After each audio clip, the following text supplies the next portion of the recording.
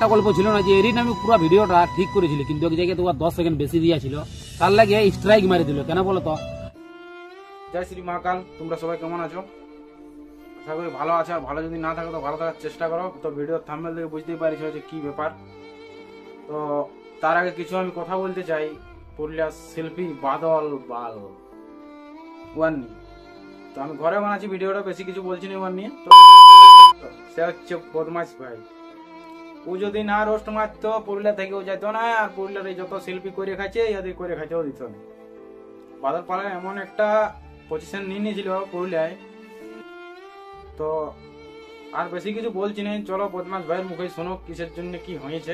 আমার চ্যানেলটা স্ট্রাইক পড়ে আছে, তো বড় ভাই সবাইকে গল্পটা বলে দিয়েছি যে দেখো স্ট্রাইক আমার আগের দুটো ছিল, সেগুলো অটোমেটিক বাদল পাল মারিয়েছিল, ওর চ্যানেল থেকে স্ট্রাইক গুলো এসেছিল। তো ওই দুটো ছিল, কোনো চাপ ছিল না। দিয়ে ভাইয়া কি হলো যে আমি মাথাতে আমার একটা গল্প ছিল না যে এরিন আমি পুরো ভিডিওটা ঠিক করেছিল, কিন্তু এক জায়গায় তোমার 10 সেকেন্ড বেশি দিয়েছিল, তার লাগে স্ট্রাইক মারি দিল। কেন বলো তো?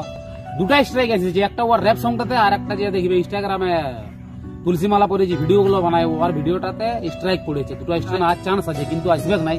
কেন বলো তো? ওদের সাথে গল্প হয়েছিল, ওরা দুজনেই বলছে যারা যারা স্ট্রাইক গিলে মারেছে, যে ভাই বলছে তুই একটা মাফি মাগা ভিডিও বানা, সরি তরি বল, তাহলে তোর স্ট্রাইক গিলে তুলে দেবো। কিন্তু দেখো সবাই যদি একটা নিজের নিজের অকাত বানায় রেখেছে, তাহলে সেই সিস্টেমটার উপর সরি বললেও মানা যায়। আর বিশেষ করে যে স্ট্রাইক গিলে মারেছে একজন হচ্ছে নাচনি। তখন নাচনি যদি একটা ইউটিউবারকে সরি বলা করে, তাহলে তো মান সম্মান থাকবে না। সেই লাগে ভাই চ্যানেল উড়ে যায়, কোনো ব্যাপারটা দুসরা চ্যানেল খুলে নেবো ওদেরকে ভাই। এবার তোরা যদি ভাবিস যে এটা হুমকি, কিন্তু হুমকি নাই, একটা ব্যক্তিগত অধিকার যে তুমি ভাই আমাদের এরিয়ায় থাকবি, আর তুমি যদি আমাদের জেলার ক্ষতি করবি, তাহলে তো এটা সভা দিবে না। আর গল্প হয়েছে যে স্যাড সঙ্গের রাজা এইসব বলা হয়েছে, তো স্যাড সঙ্গের রাজা তুই কোনোদিন যখন পুরুলিয়া জেলাতে স্যাড সঙ্গ আছে, তখন স্যাড সঙ্গে তুই মানে ধার পাশে পুরুলিয়া ছিলিস নাই।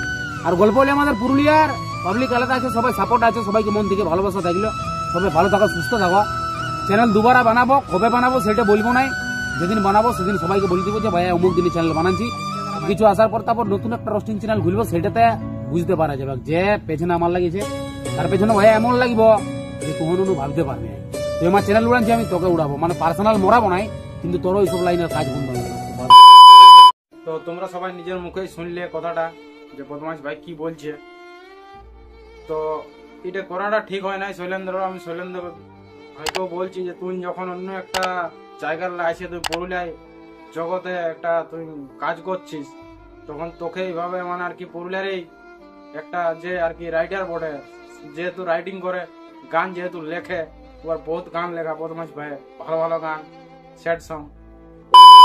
তোমরা সবাই শুনতে পেলে যে আমি চ্যানেল কবে খুলবো, কখন খুলবো আমি কাউকে এখন বলছি নাই।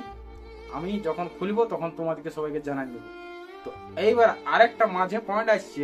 এইবার মাঝের পয়েন্টটা বদমাস ভাই যেটা বলেছে যে তুই যেমন আমার পেছনে লাগিয়েছিস আমার চ্যানেল উড়ানছিস, তেমনি তোকে উড়ান দেবো। তো বলছে পার্সোনাল তোকে মোরাইন দেবো আমি। মানে শৈলেন্দ্রকেই বলছে, আমার যতটা মানে আর কি ভিডিওটা শুনিয়ে দেখে আর কি যতটুকু আমি বুঝতে পারলি, যেটা শৈলেন্দ্রকে টার্গেট করেছে পুরুলিয়া ডিস্ট্রিক্টে এই শিল্পী জগতে ও আর কাজ ওকে করতে দিবে না বদমাস ভাই, এইটাই ওর বলার উদ্দেশ্য। তো আমি বেশি কিছু বলছি না, এখানে ভিডিওটা শেষ করছি। জয় হিন্দ, জয় ভারত, ভালো থাকো, সুস্থ।